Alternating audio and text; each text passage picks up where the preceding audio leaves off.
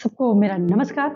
स्वागत है आप सबका अपने YouTube चैनल में। आज हम इस वीडियो में एक ऐसे संत के बारे में बात करेंगे जिन्हें दुनिया भर में, देश भर में कौन नहीं जानता। उत्तराखंड की वादियों में नैनीताल से कुछ ही दूर पर बसा हुआ एक ऐसा रहस्यमयी स्थान, एक ऐसा रहस्यमयी आश्रम, एक ऐसा रहस्यमयी धाम, कैंची धाम के नाम से जिसे आज हम जानते हैं। जी हाँ, यहाँ पर हर साल लाखों की संख्या में, हर रोज लाखों की संख्या में लोग खींचे चले आते हैं। कुछ लोग बाबा के दर्शन को, कुछ लोग उनकी कृपा पाने को, तो कुछ लोग बाबा के चमत्कारों की आस में, और कुछ लोग जिन्हें स्वयं नहीं पता होता उन्हें किसका बुलावा आया है, उन्हें वहां पर किसने बुलाया है। एक ऐसी दिव्य आत्मा, एक ऐसे दिव्य संत जिन्होंने कभी अपना प्रचार प्रसार नहीं किया, लेकिन फिर भी उनके चमत्कारों को अमेरिका से लेकर हिमालय की चोटियों तक कौन नहीं जानता। उनके चमत्कारों की गूंज है आज। जी हाँ, एक ऐसे संत, एक ऐसी दिव्य आत्मा, एक ऐसे चमत्कारिक संत जिन्हें आज हम बाबा कैंची धाम के नाम से जानते हैं, बाबा नीम करोली के नाम से जानते हैं। नीम करोली बाबा का जन्म उत्तर प्रदेश के एक ब्राह्मण परिवार में हुआ था। वह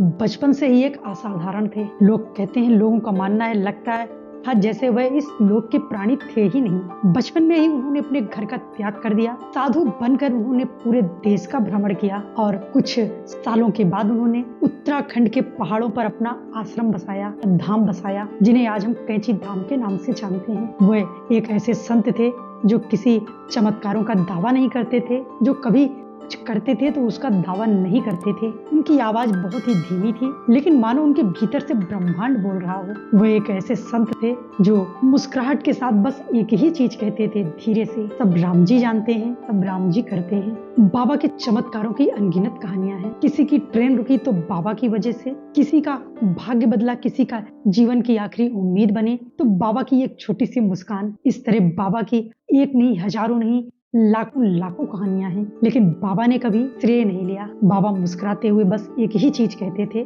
सब राम जी जानते हैं। एक बार एक महिला बाबा के पास आई, रोते हुए बोली बाबा से, बाबा मेरे बच्चे का आज ऑपरेशन है। बाबा मुस्कुराते हुए बोले, जा बच्चा, सब ठीक होगा। बाद में पता चला उस बच्चे को ऑपरेशन की नौबत ही नहीं आई।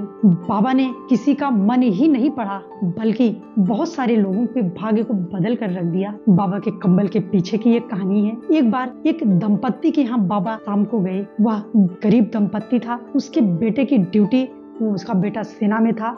उस समय युद्ध छिड़ा हुआ था, उसका बेटा युद्ध में गया हुआ था। वो दंपत्ति बहुत दुखी थे। बाबा ने कहा, आज बच्चा मैं तेरे यहाँ रुकूंगा। उस दंपत्ति ने कहा, बाबा हम बहुत गरीब हैं, हम आपकी सेवा करने में समर्थ नहीं हैं। बाबा ने कहा, कोई बात नहीं बच्चा, तू जो भी सेवा करेगा मुझे स्वीकार है। बाबा रात भर उसके यहाँ रुके। उसके पास जो भी जैसी भी सेवा थी, उसने बाबा को दाल रोटी खिलाई और बाबा को ठंड का समय था, एक कंबल दिया ओढ़ने के लिए। रात वो दंपत्ति बताते हैं कि बाबा रात भर कहते रहे, जैसे किसी के शरीर में कोई भयानक पीड़ा हो रही हो और व्यक्ति के मुंह से चीख निकल रही हो, व्यक्ति कह रहा हो, उसी तरह से वो बाबा रात भर कहते रहे, चीखते रहे। वो दंपत्ति भी सोचते रहे बाबा को क्या हुआ। और बाबा भोर में सुबह 5 बजे ही उठकर उन दंपत्ति को वह जो कंबल ओढ़े थे वह कंबल पकड़ा दिया और बोले, इस कंबल को ले जा करके गंगा जी में प्रवाहित कर दो और इस कंबल को खोल के देखना नहीं है। उस दंपत्ति जब उस कंबल को लिए तो वो कंबल बहुत भारी लगा, लेकिन बाबा ने मना किया था उसे देखना नहीं है। तो वो दंपत्ति जो थे उस कंबल को ले जा करके गंगा जी में प्रवाहित कर दिया और आके देखे तो बाबा चले गए थे, जा चुके थे, वहाँ बाबा थे ही नहीं। 1 महीने बाद जब उनका बेटा घर लौटा तो उनके बेटे ने बताया, मतलब कि वो दंपत्ति जो थे वो बेटे के लौटने की आस छोड़ चुके थे, लेकिन जब 1 महीने बाद बेटा अचानक घर लौटा तो बेटे ने बताया, युद्ध में इतनी गोलियां चली, इतना भयानक युद्ध हुआ, सब मारे गए, हमारे जितने साथी थे सब मारे गए, लेकिन इतनी गोलियां बरसी, मुझ पर उन गोलियों का कोई असर ही नहीं हुआ। ऐसा लगता था मानो किसी ने उन गोलियों को रोक लिया हो, उन गोलियों को आगे आकर के रोक लेता था। तभी उन दंपत्ति को अचानक से ध्यान आया बाबा का। बाबा ठीक 1 महीने पहले आए हुए थे। वो दंपत्ति समझ गए बाबा के चमत्कारों को। मानो उस कंबल में वही गोलियां थी जो इतना वो कंबल भारी हो रहा था। तो बाबा के लाखों, हजारों, करोड़ों ऐसे चमत्कार हैं। सारे चमत्कारों को नहीं बताया जा सकता है। बाबा के ऐसे बहुत ही चमत्कार हैं। और जब एप्पल के संस्थापक स्टीव जॉब्स की जीवन बहुत कठिन दौर से गुजर रहा था, तब वे भारत आने का निर्णय लिए। भारत आने का उनका केवल एक ही लक्ष्य था, एक ही उद्देश्य था बाबा से मिलने का। हालांकि जब वो भारत पहुंचे तो बाबा समाधि ले चुके थे, लेकिन कैची धाम की ऊर्जा ने उनके जीवन को बदल के रख दिया, उनके भाग्य को बदल के रख दिया। और शुरू होता है यही से पल की असली कहानी। फेसबुक के मालिक भी बाबा से मिलने कैची धाम आए थे जब फेसबुक कठिन दौर से गुजर रहा था। क्या ये एक महज संयोग था या फिर कहा जाए बाबा की कृपा का विस्तार था? कहते हैं कैची धाम बुलाता है, आप खुद नहीं जा सकते अपनी मर्जी से। बिना बाबा के बुलावा के आप वहां नहीं पहुंच सकते हैं। 15 जून को यहाँ पर मेला लगता है, जहाँ भारी संख्या में, लाखों की संख्या में लोग बाबा के आशीर्वाद को आते हैं। बाबा का आशीर्वाद लेने के लिए लोग यहाँ पर आते हैं और यहाँ का हर एक पेड़, हर एक पौधा, हर एक पत्थर, यहाँ तक यहाँ की मिट्टी भी बाबा के चमत्कारों के अनुभव को महसूस करती है, बाबा के होने को महसूस करती है। लाखों की संख्या में जो लोग आते हैं वे महसूस करते हैं बाबा के चमत्कारों को, यहाँ की इस धाम की ऊर्जा को महसूस करते हैं।